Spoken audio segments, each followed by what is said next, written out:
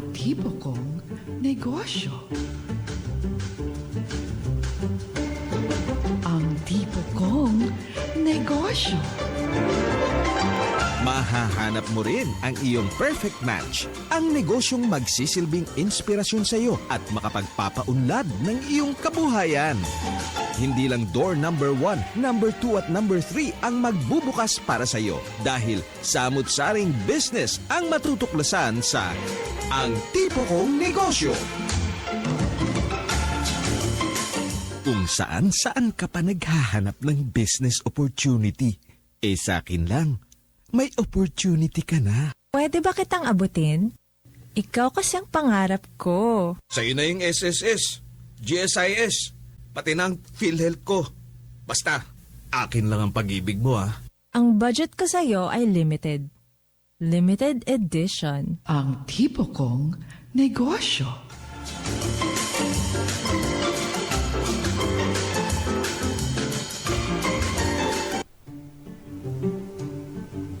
Good morning, magandang umaga po ng Friday sa inyong lahat mga kaibigan. Welcome sa edisyong ito ng Ang Tipo Kong Negosyo na napapakinggan dito lamang po sa inyong himpilan DZRB, Radyo ng Bayan, 738 kHz sa inyong talapihitan at napapakinggan din po kami sa aming kapatid na himpilan sa FM band, ang DWBR.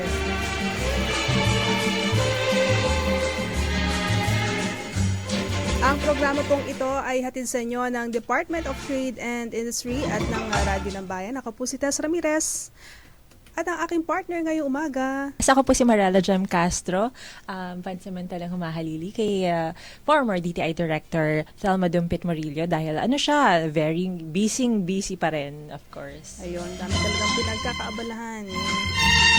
Thelma. Tanggapay naman natin ngayon si Miss Marjorie. Oo. Good morning, Marjorie. Sa technical side, si Engineer Lita de los Santos. Si Jun Paladan, sa DWBR naman. Siyam na minuto, makalipas ang ikawalo na umaga. Tuloy-tuloy na po tayo. Ano ba yung ating pag-uusapan ngayong umaga? Marela. Ay, naku, napakarami, Miss Tess. Kasi naman, napakaraming activities ngayong October. Nung una, syempre, bilang DTI tayo, ang focus natin. Consumer Month, ang una nating feature for the month of October. Tapos, sumunod yung Oktoberfest naman. Although usually, ang Oktoberfest ginaganap before October, hindi ko alam kung bakit. Pero, Oktoberfest yung tawag, pero sinaselebrate ng September. Ngayon naman, National Children's Month ang ating bibigyan daan sa umagang ito. Kasi, ang batang Pilipino ay may mahalagang role sa pamilya at sa pag-develop ng komunidad at ng bansa na rin. Totoo yan. No? Kaya pag-uusapan natin yung ilan sa mga serbisyo na nagsusulong para sa kapakanan ng mga kabataan. Tama. Sa linya na yung ating makakausap para po sa segmentong ito.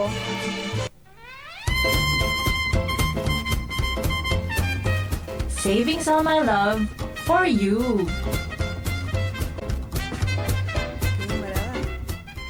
Ang una nating makakapanayam ay si Miss Eleanor, Executive Director ng Mano Amiga Pilipinas.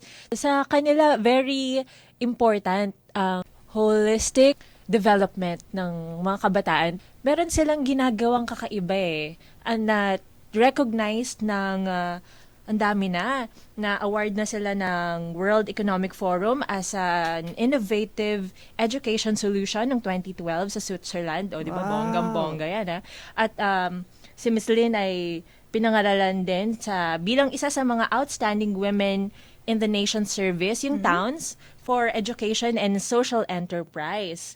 Tapos nagkaroon din siya ng Social Entrepreneurship Star Award. May Star Awards din pala sa pagninegosyo. Kalain mo yun. Yes. So, welcome natin sa program ngayon. Good morning, Miss Lynn. Ay, nakabitiw. Si Miss Lynn. Sige, balikan natin siya maya-maya. Ang dami niyong accomplishments, Oo. Very amazing work. Alam niyo ba, Miss Tess? Balita ko, wala talaga siyang prior experience dun sa ginagawa niya ngayon, which is education. Kasi Mano Amiga Pilipinas is a school for those who can't afford. Top talaga yung target nilang Oo. mga Pero, turuan na bata. they are at par. Alamin natin kung bakit pinangalan ng Mano Amiga Pilipinas. Oo nga, ano ba ibig sabihin? Mano Diba? as in hand. Tapos amiga as in friend. Oo. Di ako sure. Pilipinas Tanongin Basahan. natin mamaya. Alamin natin maya-maya.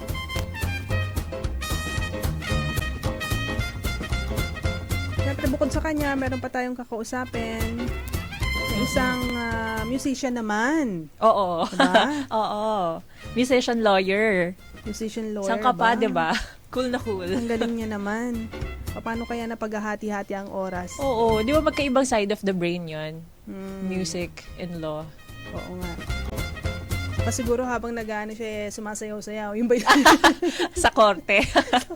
Musical pala yung court cases niya. And, bukod din sa kanya, meron pa tayong makakausap na founder naman ng Pilipinas Futsal Academy. Yes, oo. Dahil, syempre, pag sports, part yan ng pag-develop sa well-being. Physical, mental, social, emotional, at lahat na.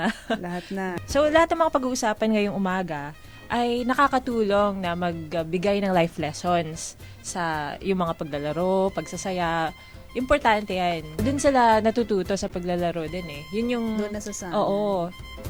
Okay, so, nasa linya na ang Executive Director, mga kaibigan ng Mano Amiga Pilipinas, si Miss Eleanor Lynn Pingo. Ayan, Miss Lynn, magandang umaga. Magandang umaga po, Miss Tess and Miss Marella. Hello, good morning. Kumusta po Good kayo, morning. ma'am? Mabuti naman po. Salamat naman po dahil inimbitahan niyo po ako sa inyong programa para maibahagi ko po ang kwento ng Mano Amiga. Aba naman, syempre. Welcome na welcome kayo sa amin sa Ang Tipo Kong Negosyo. Ano po ba ang ibig sabihin ng Mano Amiga? Iniisip namin ni Ms. Tess, hand, tapos friend. Tama ba? Opo. Friendly hand? Friend. Okay, so ang sa English po pag translate natin yung salitang Mano Amiga, tama po kayo, no? Ang Mano, ibig sabihin niya kamay. Mm-mm. Ang Amiga, friend. So Mm-mm. sa English po, helping hand. Yun po Ah. actually yung tamang translation niya sa Oo. English. Oo. Tapos Pasang po, awa na syempre- tayo, Ms. Tess. Malapit na. Oo. Tapos syempre po sa Tagalog nga po, yun po yung, kumbaga, kino-convey niya yung pagtulong sa kapwa. Mm-mm. Ilang taon na pong natayo itong inyong eskwelahan?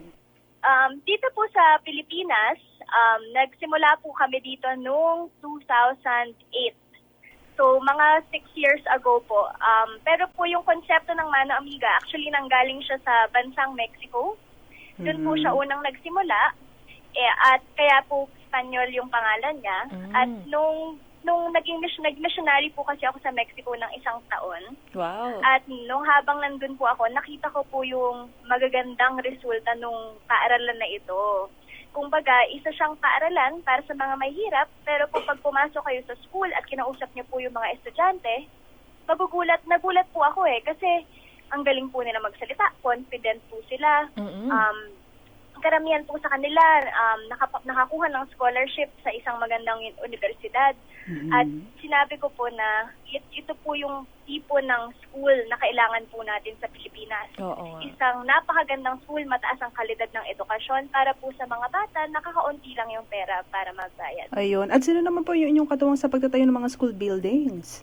Ano po? Sorry? Sino po yung inyong katuwang sa pagtatayo ng mga school buildings? Isang school building. Actually po, ma'am, nagsisimula pa lang kami ngayon.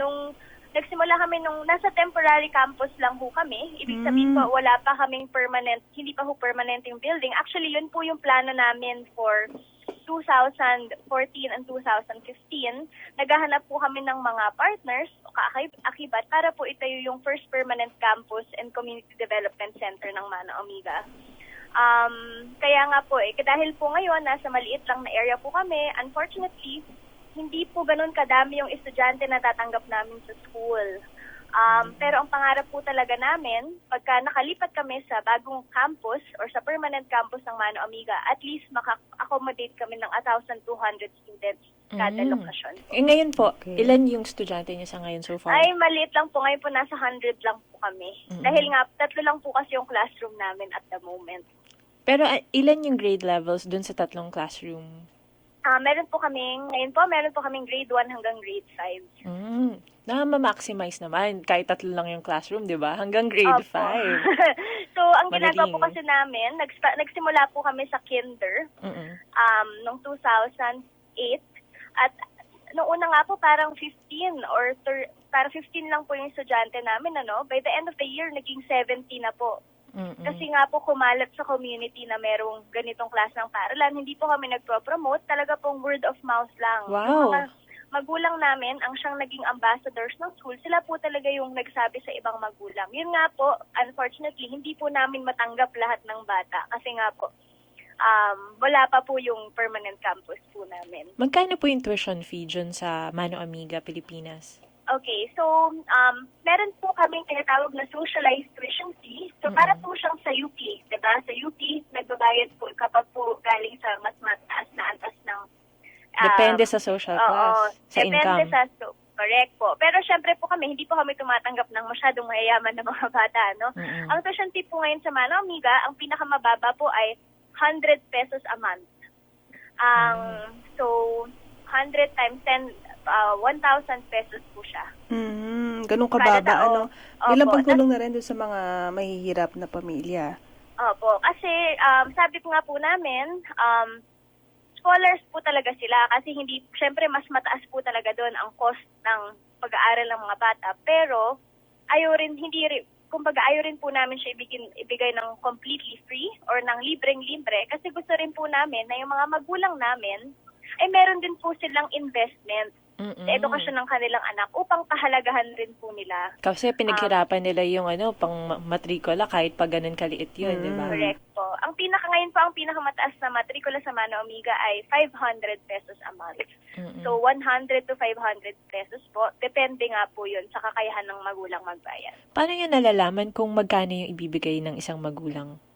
At every year po, kada taon, bago po kami magsimula, gumagawa po kami, nagsasaad po kami ng tinatawag naming socio-economic study, kung saan meron po kaming pinag-aaralan po namin ano ba yung pinagkakakitaan ng mga magulang.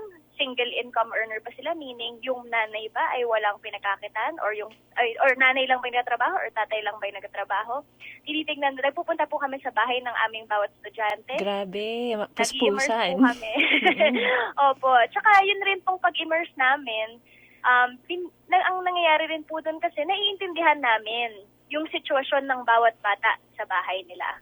At kumbaga, nati-tailor po or nakakagawa po kami ng programa na talagang akma dun sa kinakailangan ng bata at ng kanilang pamilya.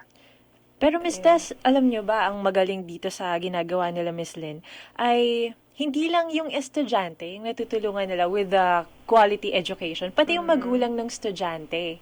Can you tell us about that, Miss Lynn? Paano natutulungan yung hanggang sa magulang nakakatulong kayo? Okay, so kasi nga po ang gusto po naming mangyari sa Pilipinas or ang pangarap po namin sa Pilipinas, magkaroon po tayo ng tinatawag nating inclusive growth.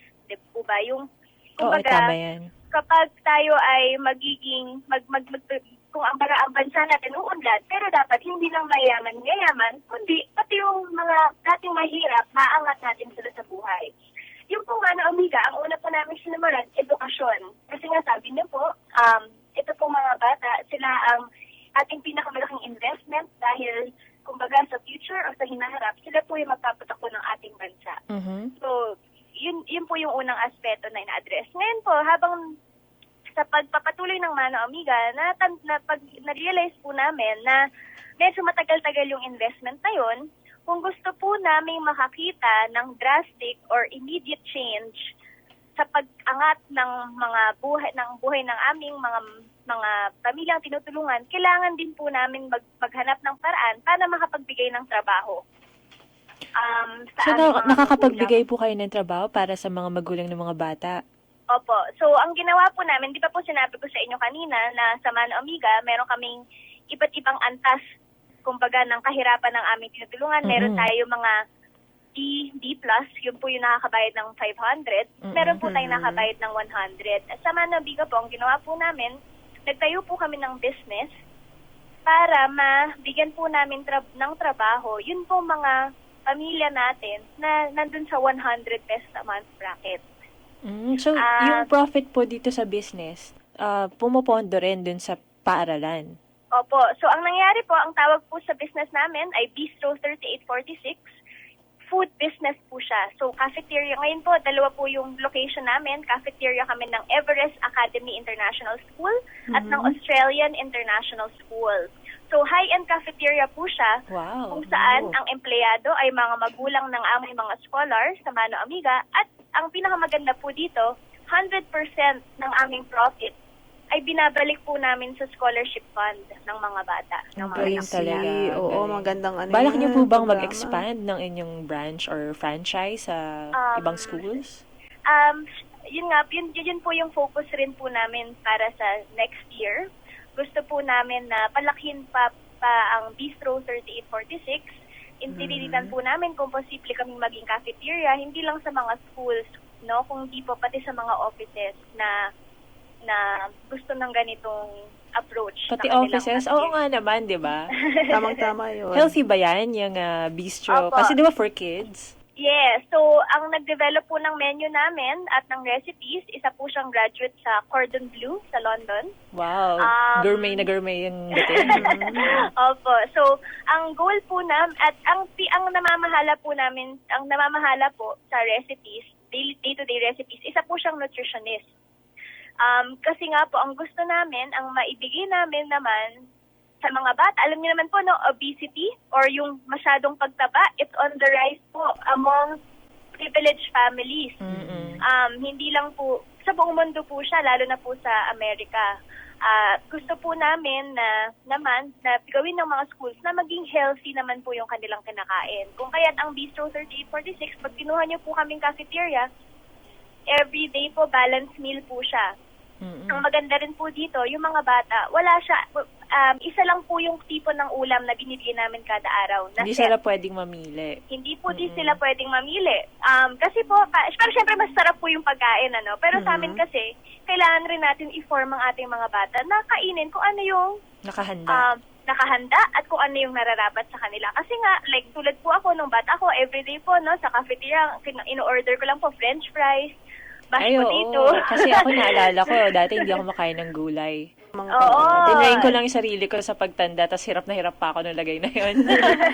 Pero Ma'am Lynn, di ba sa mga karaniwang eskwelahan may mga feeding program? Eh dito Apo. sa inyong school, meron din bang pagpapakain sa mga bata? Na libre po Meron din po, tinatawag, pero yun nga po, no, hindi po sa lahat. Kumbaga, ina-identify po namin ang mga undernourished and extremely undernourished at sila po yung binibigyan namin ng intervention. Nabalitaan ko yung kwento ng buhay nyo, no? Paano ba kayo naging dedicated sa education ng mga underprivileged? Can you tell us the story of how you started and kumbaga saan galing yung drive nyo for this?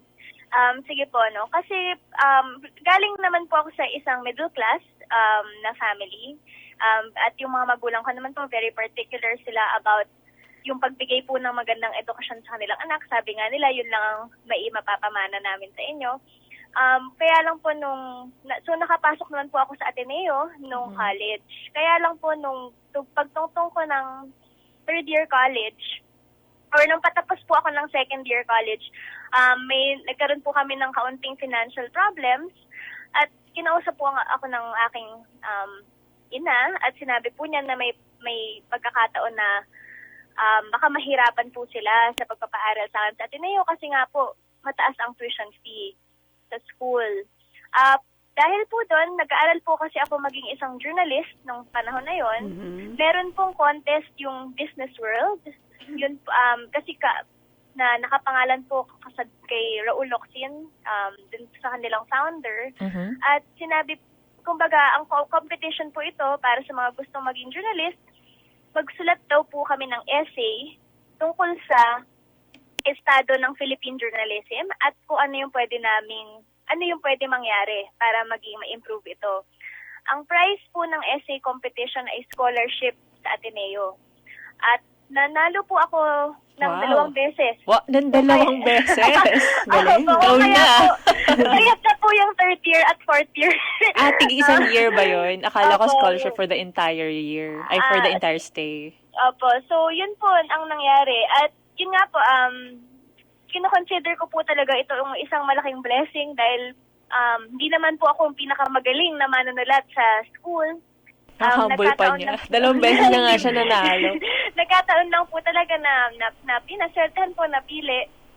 Kung kaya, nung pong nakakuha ko ng scholarship, na-realize ko na hindi naman po lahat ng bata ay nagkakaroon ng ganitong pagkakataon. Paano po yung talagang gustong-gustong makapag-aral, ngunit hindi ka talaga kaya ng magulang nila na magbayad ng malaki, unang-una. Pangalawa, yun nga po, hindi naman po ganun kadami ang scholarship opportunity sa Pilipinas. At dun ko po na-realize na kailangan po nating makahanap ng paraan para makapagbigay ng edukasyon sa mga magulang na may gusto namang magbayad kahit kaunti para magkaroon ng kalidad na edukasyon yung kanilang mga anak. Pinashare niya yung blessing. So, Mano Amiga po yung dinevelop po namin. Isang solusyon po siya. Sinusubukan po namin solusyonan yun through Mano Amiga. And Ma'am Lynn, sa mga interesado na makapasok sa inyong paaralan, ano po yung dapat nilang gawin? Tsaka pwede ba yung from public school, mag-transfer sila sa inyo? Opo, sige po. Meron po kaming blog. Wala pa po kasi kaming website. Inaayos pa po namin.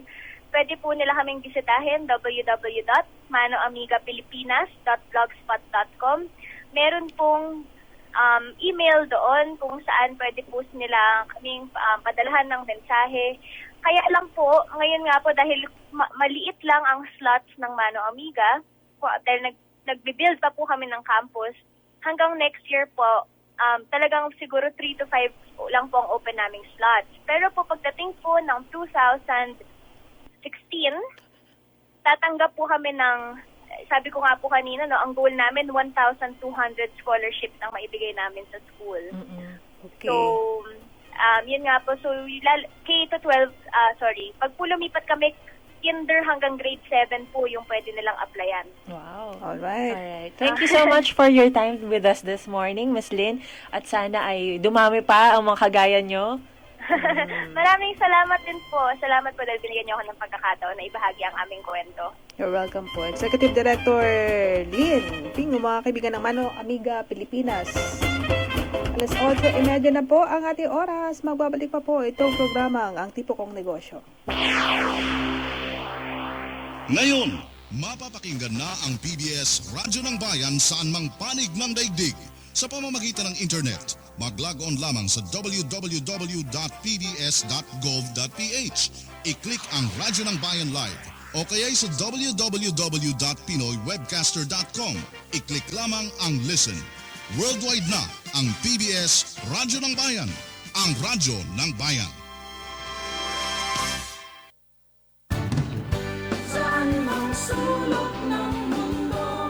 Tangkilikin natin ang radyo ng Pilipino, ang tinig ng mamamayan.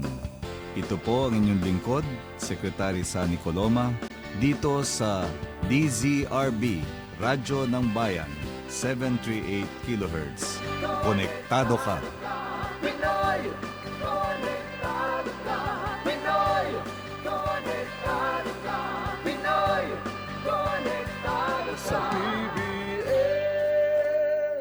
Ang tipo kong negosyo.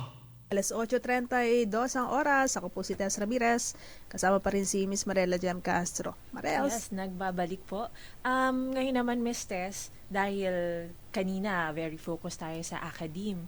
Pero itong ginagawa ng ating susunod na panauhin, binibigyan niya ng twist ang education, ang learning. At ginagamitan niya ng music. Bilang, siya na yung kaninang nabanggit natin na musician lawyer. Cool yun Oo, cool talaga to. Ito po ang susunod nating panauhin, ang founder ng Ritmo Learning Lab, si Mr. Vin Dancel. Welcome to the program, Mr. Vin. Magandang umaga, Marela at Tess, at magandang umaga sa mga tagipakinig na Ang Tipo Kong Negosyo. Good Yes, morning, hi. Kwentahan niyo naman po kami kung paano niyo nabuo itong Ritmo Learning Lab. Noong 2008, yung isang co-founder namin, si Carissa Escueta, isang teacher sa preschool sa Lasal, ay nasufrustrate kasi wala siya magamit na musika sa pagturo sa mga estudyante niya. So sabi niya sa amin mga kaibigan niya, gawa tayo ng musika para sa bata.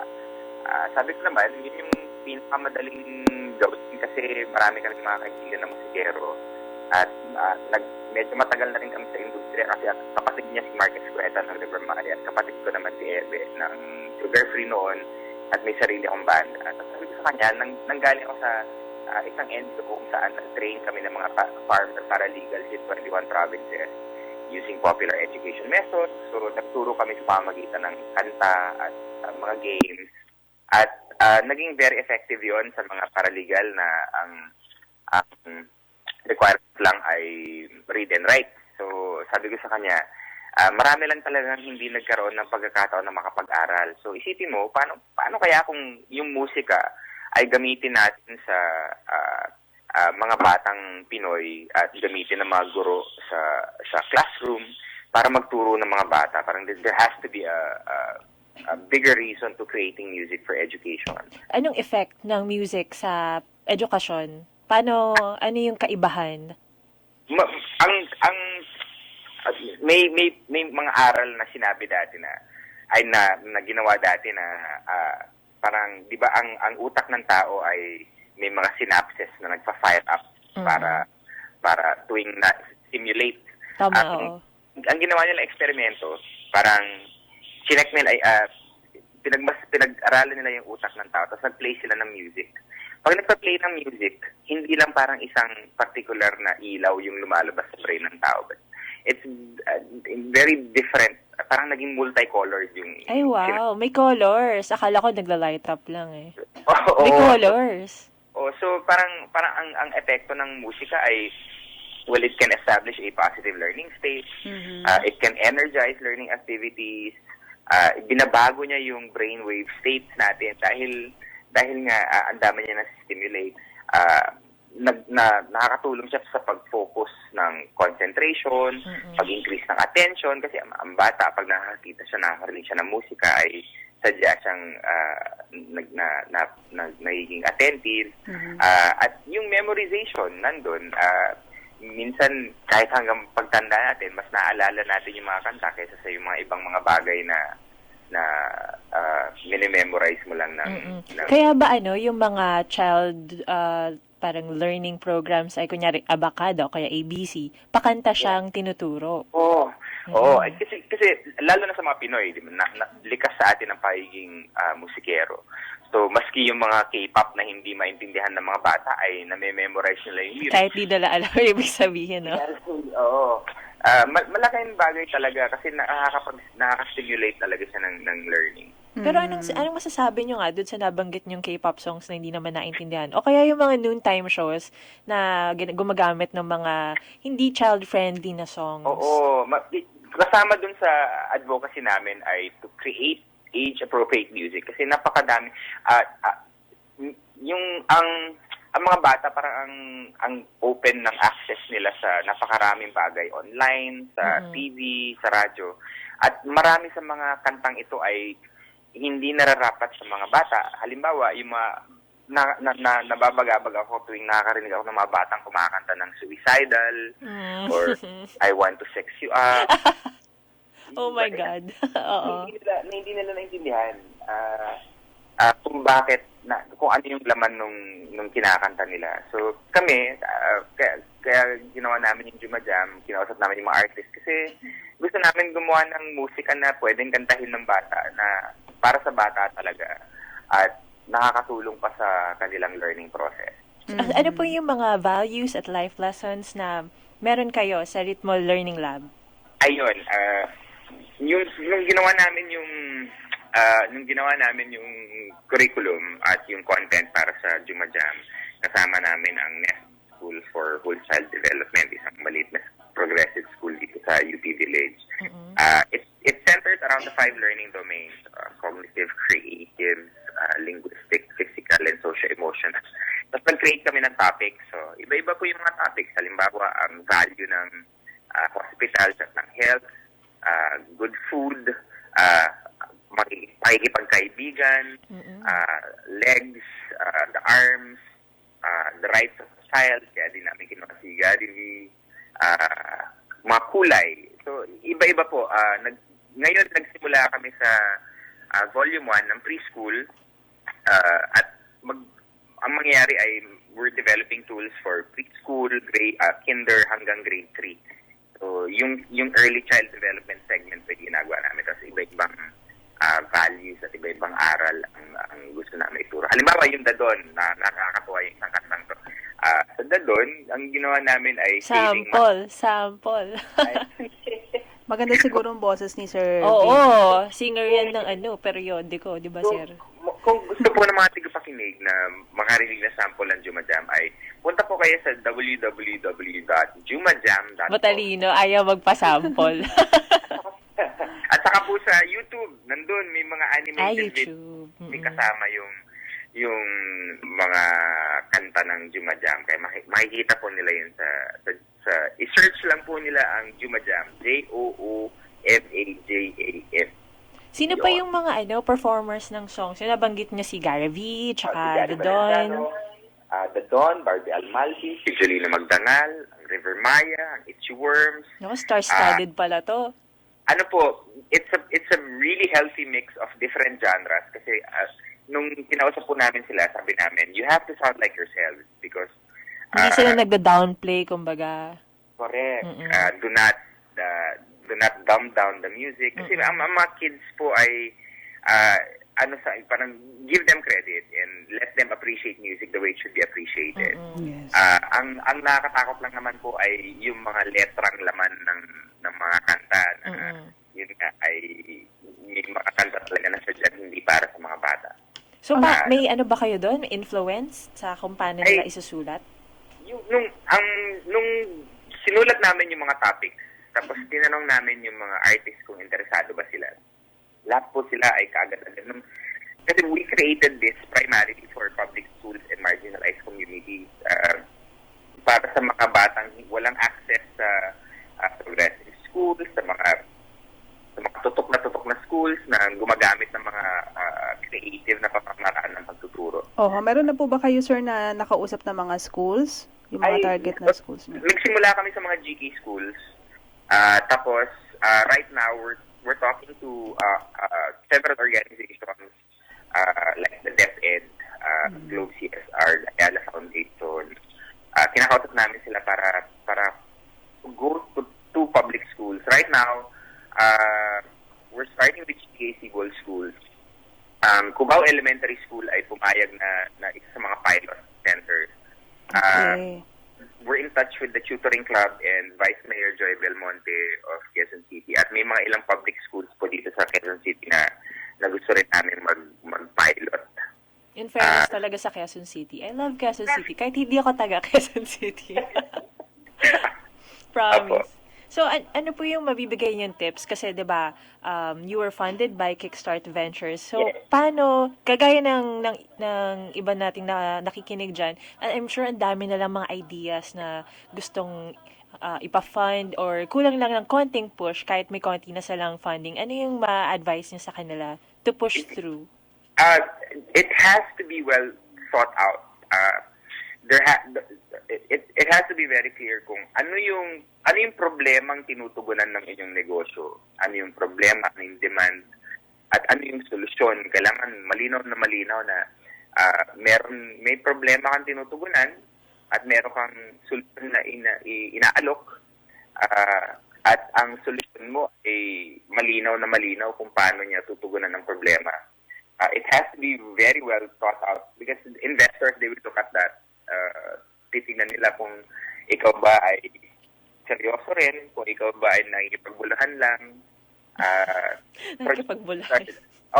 Projections are very important. Kasi masinop magtrabaho ang mga lalo na yung mga investors kasi they've been doing business for the longest time, which is why they're able to earn money to be able to invest in other startups. But it has to be well thought out. The numbers have to be well thought out. Yung scalability also ay tinitingnan ng mga investors. Ito ba ay may kapasidad na kumita ng pera or kaya pati yung mga projections ay kailangan nilang tingnan at kailangan isipan mabuti at trabahuin mabuti ng mga startups. Alright. Maraming salamat for your time. Dito po sa Radyo na Bayan, Sir Vin. Maraming Yes. salamat, Mariela Tess. Next time po, Sir Vin. Sample naman dyan, ha? Hanapin nila ang periodiko sa Facebook at pumunta sila sa mga gigs. Suportahan po ninyo, mga kababayan, suportahan po ninyo ang Tugtugang Pinoy dahil Tama. maraming mahuhusay na mga Pinoy na musikero po dyan. Okay. Thank you so Thank you so much. much po, Have a Ganda. nice day.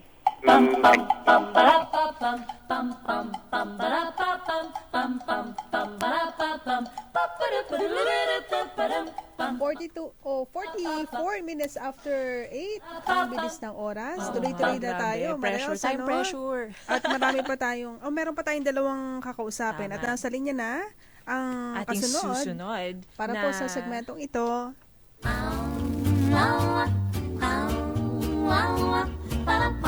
Achy Breaky Business. Yan, ang susunod nating makakausap ay si Mr. Sarex Velasquez, ang founder ng Pilipinas Futsal Academy. Good morning, sir. Ano po ba ang futsal at is it kind of like football?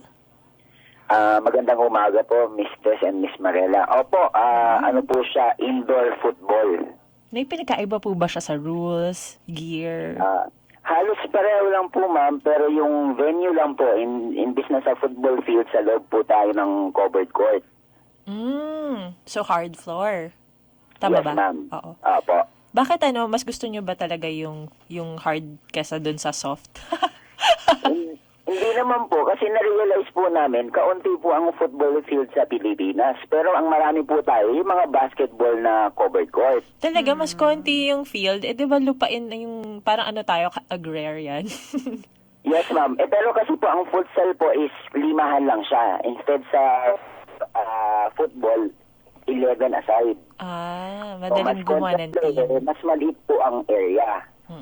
Yan. Okay. Pero pagdating po sa rules, pareho lang din po ba ng larong football? Yes, ma'am. Pareho lang po. Yung mga minor lang po yung changes niya para lang yung safety tsaka yung mga restart ng game.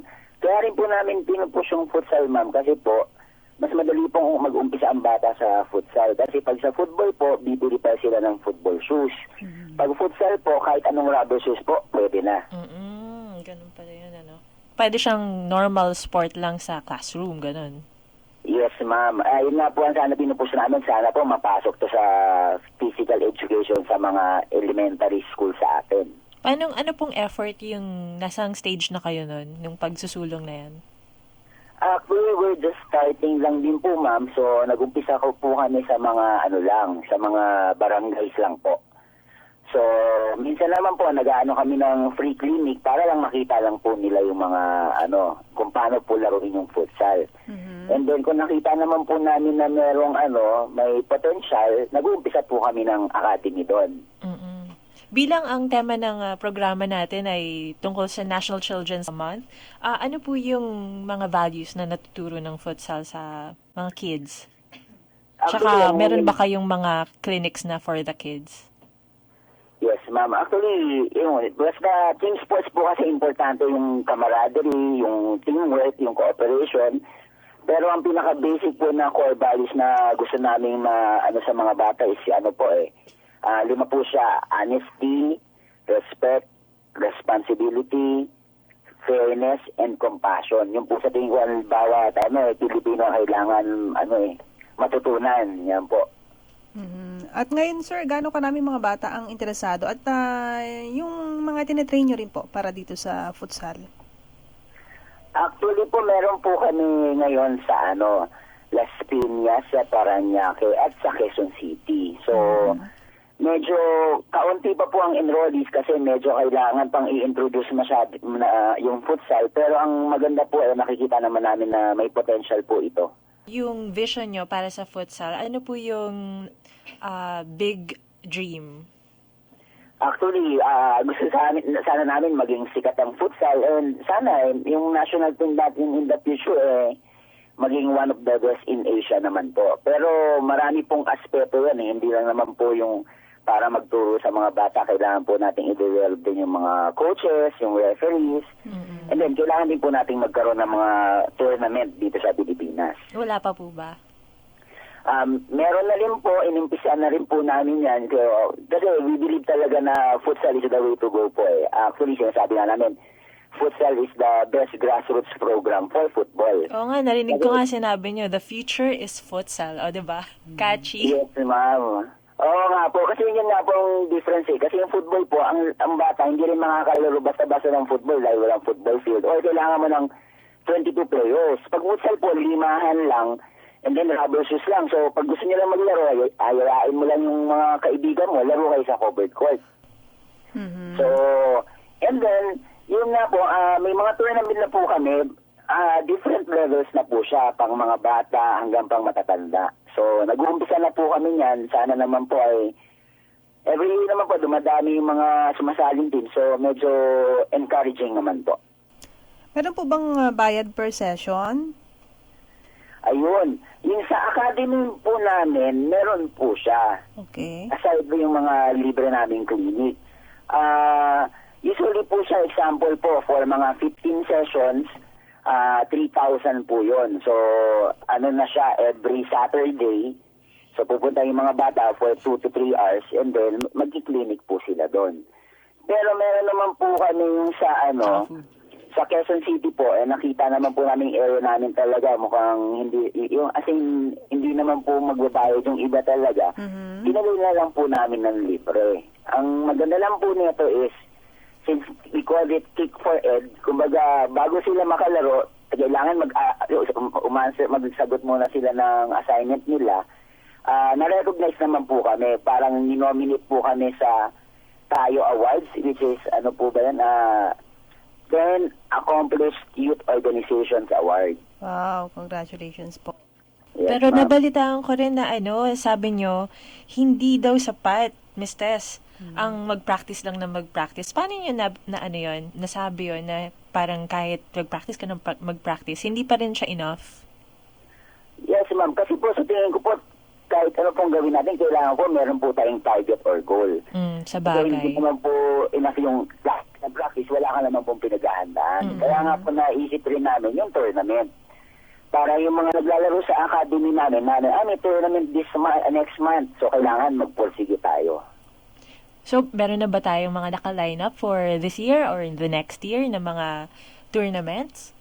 Yes, ma'am. Actually, ginawa na po namin yung calendar namin for 2015 from age brackets po yon. Makita naman po nila yun sa website namin, filipinasfutsal.com. So, para paghandaan na rin po namin nila yon. Pero for this Sunday po, mag-umpisa po yung tournament ng futsal. Pang matatanda po siya. Pero pwede namang pumunta yung mga kids para alam nila kung paano siya nilalaro. Yes, ma'am. Lahat naman po ng tournament namin is free admission. Basta magpunta lang po sila doon. Libre naman po. And umiikot na ulit din naman po kasi kami, ma'am, yung mga tournament namin, hindi kami nag-stay sa isang area. Kumbaga, to promote, basta any covered court na preferably po, wooden po, para safe siya sa atin, pinupuntahan po namin para mag-organize ng tournament. In fact, last Sunday po, galing lang po kami sa Binyan, Laguna. Nagpa-tournament kami doon sa mga bata. Ayun. So, sa mga interesado na sumali sa futsal, o kaya yung mga gusto lang itry, ayan, punta na kayo sa website nila para malaman kung kailan ang next tournament. Okay, maraming salamat, Sir Sarex. Maraming salamat po. Ang tipo kong negosyo. Meron na lamang tayo nalalabing 8 minutes bago sumapit ang ika-siyam ng umaga at ang ating next na makakausap. Wow, wala talaga tayong pahinga, Miss Tess. Tuloy-tuloy na ito, Marels. Ang susunod naman nating mga kapanayam, ito, isa na namang October event. Sabi ko sa'yo, ang daming events talaga sa October Ang Director General ng Intellectual Property Office to introduce the 4th Philippine Anti-Counterfeiting and Piracy Summit. Good morning, Director General Ricardo Blancaflor. Good morning, Mariana and Tess. Maraming salamat sa pag-ano ko. Ano, morning, sir. ano po itong kaganapan na to ng IPO, ngayong IPO month? Marami kaming event. Itong pinaka-importanting event, pang-apat na to, fourth in a series. Tuwing October, meron kaming summit sa enforcement ng IP.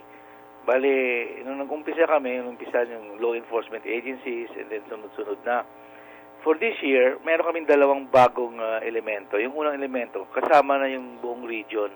Ibig sabihin, may mga participants from Southeast Asia, from ASEAN region. Pangalawa, meron ding big involvement yung mga judicial officials ng USA. Meron kaming naimbita at darating sila mag-participate ng mga US judges who are doing intellectual property cases. So these are the two introductions for this year's summit. Okay, napaka-importante po nito para sa Pilipinas, sir. At ano naman ho yung mga naka-line up na mga activities? Marami. Umpisa kami sa Lunes, which is the main summit. And then on Tuesday, yung ASEAN. Kasi ang Philippines is a country champion for IP enforcement for the ASEAN integration. So, fina-finalize namin yung plano long before the integration in 2016. Pagkatapos, on Wednesday, meron kaming focus group discussion between Philippine judges and American judges para makikita naman ng mga taga-states how we handle commercial court cases and then vice versa. Yung commercial court judges natin, makikita naman nila kung paano hinahandle yung mga kaso ng IP sa United States. Parang ang bigat-bigat ng ng ating mga pinagkakaabalahan, court cases. Hindi naman mabigat kasi pang-apat na to eh. Sanay na pala. Kumbaga, hindi na to bago, no? Ang kagandahan nito kasi every year, nag-iiba yung tema. Oo. Isa ngayon, may mga judges na, may mga ASEAN Oo, na. yung mga hurado. Tama ba? Yeah, mga hurado. Oo. Parang pressure. Para naman kasi, any system, lagyan natin, negosyo. Ngayon, negosyo. Yung sistema na yan, hindi kompleto kung hindi kasama yung judicial system. Sa bagay. Yes. Oo So, nga naman. dapat Kailangan protected kasama tayo pa lang dyan. yung judicial system. Kasi, kung titingnan nyo yung ratings natin sa ibang bansa, nahihina tayo dahil sa ibang bagay na hindi naman tumutukoy sa ginagawa natin. Halimbawa, negosyo. Maganda naman yung negosyo na batas. Pero yung implementation, nag-iiba. So, kailangan dapat sa umpisa pa lang, kasama na lahat ng mga elemento. Ano po yung opisina ng IPO na may kaugnayan dito sa enforcement, sa adjudication na nabanggit? Dalawang opisina. Yung isa, buo na, matagal na siya na nandun, Bureau of Legal Affairs. Yan ang umahawak ng adjudication. Pero meron din kaming bagong opisina na hanggang ngayon wala pang tao kasi hindi pa kami napayagan ng DBM. Enforcement naman. Ito, mas maliit to siya at saka bago lang siya. Inaasahan namin na pag pinayagan na kami magkaroon ng positions dyan, maglalagay kami ng mga law enforcers doon within IPO itself. So para siyang MMDA ng IPO, ganun ba yun? Hindi naman. Kasi principally, law enforcement sila eh. Kami, meron kaming registration, which is really the main bulk. Kaming nagre-register ng copyright, nagre-register ng trademark, nagre-register ng patent. In fairness, sir, yung mga pirated CDs, babawas-bawasan na ngayon. Actually, oo nga. O, diba, yung paglaban natin dyan sa, pamimiratay, talagang buong-buo ngayon, pinapaigting pa. Sana magtuloy-tuloy po. Actually, maganda naman yung record natin dyan. Ang kasama namin na law enforcement agency ay wala nang iba kundi yung Optical Media Board, ni Chairman Riquez. Kung ihambing mo yung record natin ngayon sa ibang bansa, maganda yung record natin. Pero gano'n na, masyadong malaki at punot dulo, kulang ng tao talaga. Oo. Kasi pa tayo, marami tayong isla. Oo nga. Hindi, 7,000 lang naman. Oo nga naman. Lang naman. Yung tao ng Media Board, 22 lang sila eh. Pero Miss Tess, meron pa akong isang nabasa dito sa kanilang event, meron silang IP champions tsaka IP young advocates. Ano po to, sir? Okay. Yung IP champion, introduce namin yan on the second year, Kasi sabi ko nga, yung buong sistema ng IP, hindi kompleto kung wala kang ibang partners. Hindi pwedeng susuluhin mo lang eh. Dapat maganda din yung judicial system, maganda din yung enforcement, maganda din yung training. So parang civil service, ba to? Pero for this year, ang dati na-recognize namin yung tao yung champion. Ngayon, institusyon na. Kasi dapat papalakasin natin yung mga institusyon, papalakasin natin yung mga opisina, para kahit ng sino man nakaupo dyan, malakas na yung opisina. So for this year, we chose champions. And then, also for the second time, we will introduce youth camps. Kasi kung gusto ka mag-umpisa ng IP, dapat bata pa lang, inumpisahan mo na eh. Tama. Totoo yun. Start them Ang hirap young. kasi pag matanda na, may mga ugali na hindi mo mababago eh. Oo.